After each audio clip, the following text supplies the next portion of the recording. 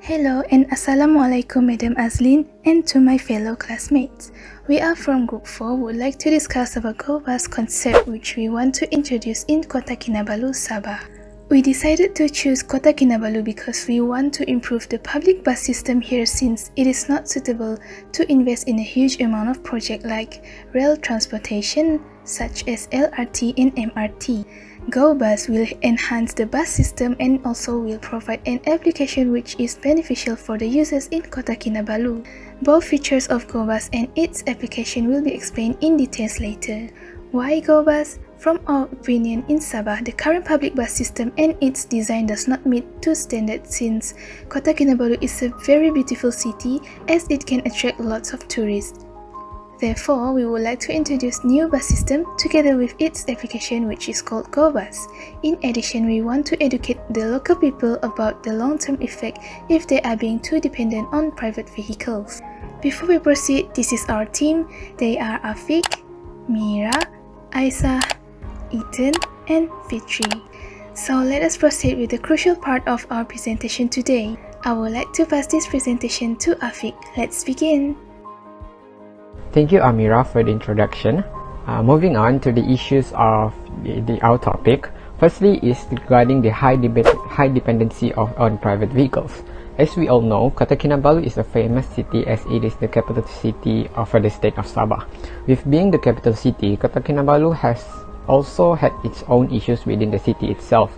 Based on a study conducted back in 2020, the estimated number of vehicles in Kota Kinabalu is 4,922 with 306, and the number of vehicles keep on increasing year by year.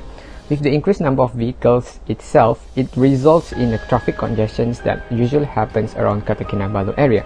After the movement restriction have been lifted, the number of road users in Kota Kinabalu have increased. This results in the current issue of congestions that usually happens from Kota Kinabalu to Spangar, which takes up to 2 hours, which only usually is supposed to take between 10 to 15 minutes only.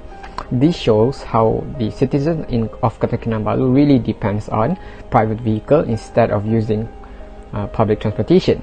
Moving on to the next issues is poor town planning. The town planning in Kota Kinabalu can be considered as poor due to several reasons, which is the first reason is due to bad road conditions. Even though Kota Kinabalu is the capital city for the state of Sabah, it still has the issue for road condition. There are many potholes along the road of Kota Kinabalu, which makes it dangerous for road users. Next is the poor maintenance of public properties. In Kota Kinabalu, bus is the only medium of public transportation besides taxis. However, the condition of the bus terminals, bus stop in Kota Kinabalu are very poorly maintained. Some of the terminals and bus stops are not very user-friendly, which makes it hard for tourists to use public transport when they come to Kota Kinabalu. Lastly is regarding the development of too many shopping malls. The development of shopping malls in Kota Kinabalu is a lot. The current number of shopping malls is 5, with a few more is under construction. Even with a lot of shopping malls, it will be useless if inside those malls are empty. Most of the malls in Kota Kinabalu are empty if it is been observed closely. Example, the Oceanus Waterfront Mall currently only holds 3 operating stores. This clearly shows how too many malls in Kota Kinabalu are not a good idea. Lastly is the lack of government intervention in urban transport planning. In Kota Kinabalu, the government of Sabah does not really play the role to plan for a more sustainable transport planning. There is not much initiative to increase the ridership of the public transport or plans to improve the current public transport system. As we all know, the current buses that operate in Kota Kinabalu can be considered as outdated since most of the buses are very uncomfortable to be used. Even though there is a system that exists, but the system is quite outdated if we compare to the system in the west of Malaysia.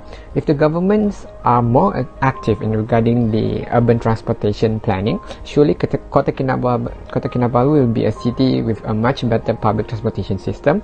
If that happens, ridership will surely increase and surely it will be one of the attributes to attract more tourists to come and visit the state of Sabah. Thank you, Afiq, for highlighting the main transportation issues arising in Kota Kinabalu. Before that, I would like to introduce myself. I'm Amira, and I will continue this presentation by explaining the special features for Gobuz in terms of the bus and its facilities. Firstly, I would like to focus on the bus itself. Gobuz will definitely use a sustainable energy. By this, it means that the bus will fully operate using electric energy. So Gobuz will have its own e-bus. Like China, as of 2019, there are more than 421,000 of electric buses have been deployed there. We are left far behind. Therefore, with Gobuz, I think it is very suitable to implement in Kota Kinabalu as a small step rather than implementing an autonomous bus. With e-bus, we think that it is highly efficient and have lower operating costs compared to diesel buses. In terms of social benefits, it can provide cleaner air and will become a reliable transportation which offers a quiet and smooth ride among passengers. The second feature of Gobuz is passenger information display system. As a transport provider, it is very essential to provide passenger information system to notify the users regarding the bus en route information in real time. For Gobuz, our plan is to provide the LED displays at the bus stop and in the bus itself. The LED display will consist of the bus number, destination, and current time. We will also add an audio announcement to complement the LED display so the passengers will be more alert of the next bus stop. This will make a huge transformation in KK because until now, the public bus system here does not have all of these facilities to ease the passengers to plan for the journey compared to in the Peninsular Malaysia.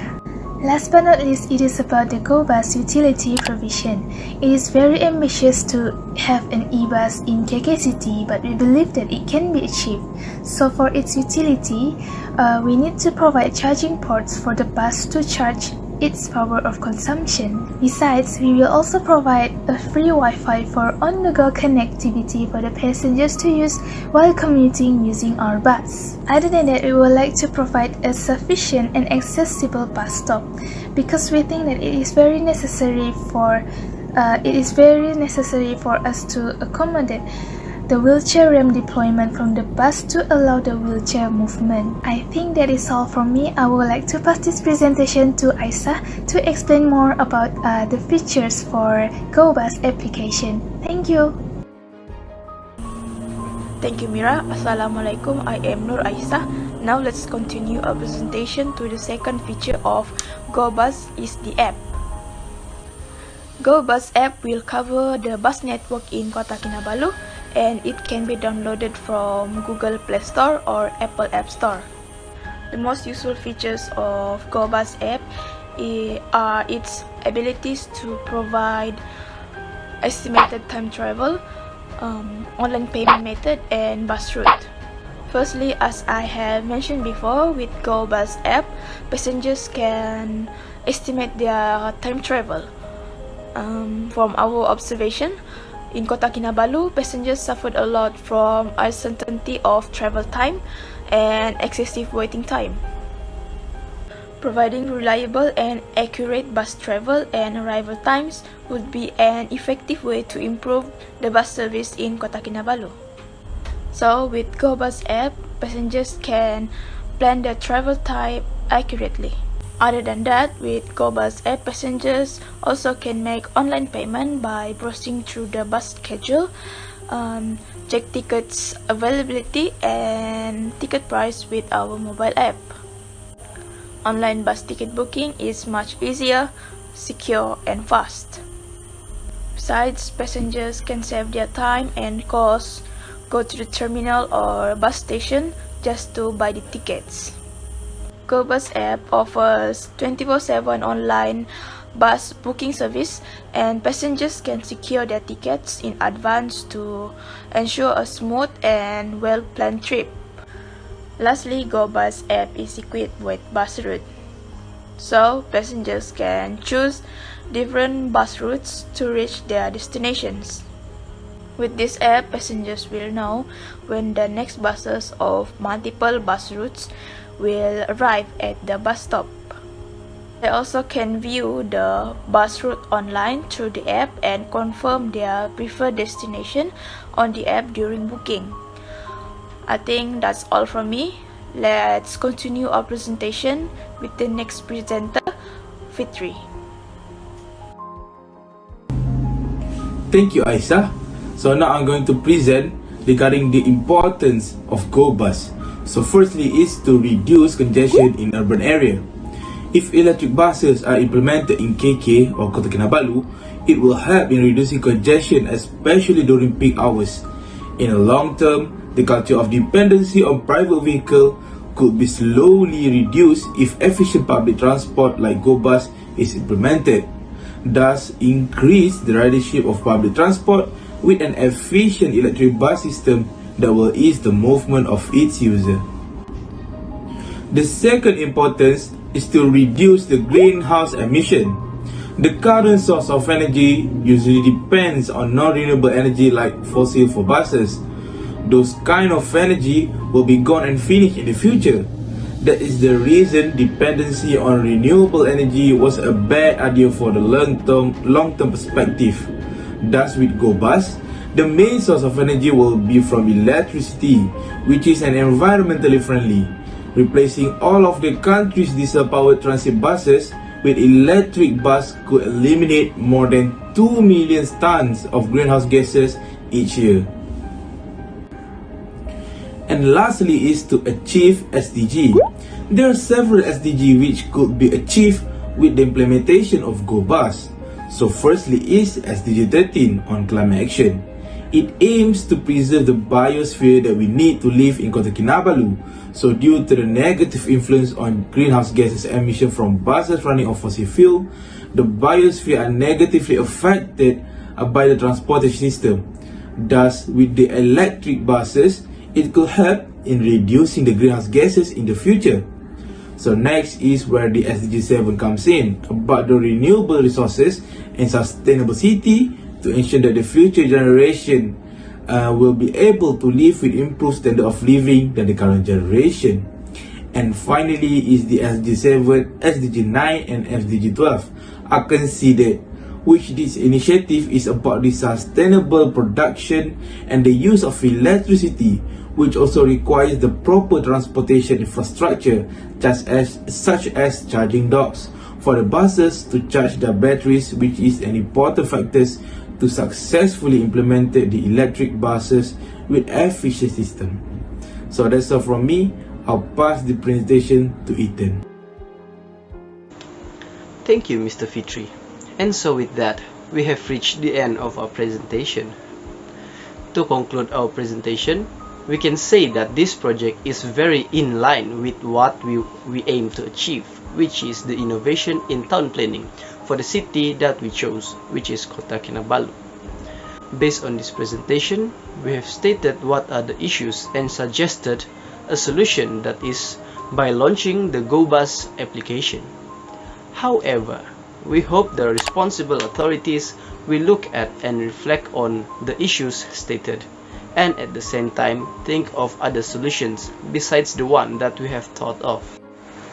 In addition, we also hope that the state and the federal government to think about this project and hopefully to implement the project in the nearest future, and also to work hand in hand with the companies that are willing to work with the government in the initiation and implementation of the project in the future.